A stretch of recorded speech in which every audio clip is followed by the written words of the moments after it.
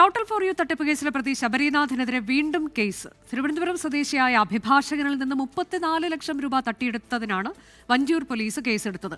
Online ട്രേഡിംഗിലൂടെ പണം ഇരട്ടിയാക്കി നൽകാമെന്ന് പറഞ്ഞാണ് ശബരിനാഥ് പണം തട്ടിയത്. ശബരിനാഥ് ആരംഭിച്ച ഇ-കൊമേഴ്സ് സ്ഥാപനത്തിലൂടെ ട്രേഡിംഗ് നടത്തി പണം ഇരട്ടിയാക്കി നൽകാമെന്നായിരുന്നു വാഗ്ദാനം.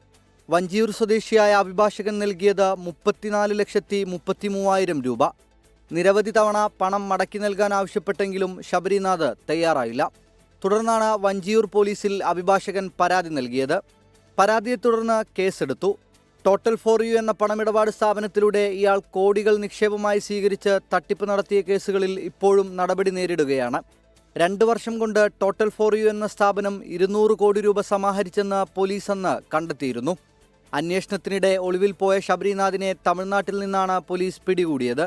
2011 ജാമ്യത്തിലിറങ്ങി ഒളിവിൽ പോയ ശബരിനാഥ് 2014 കീഴടങ്ങുകയായിരുന്നു.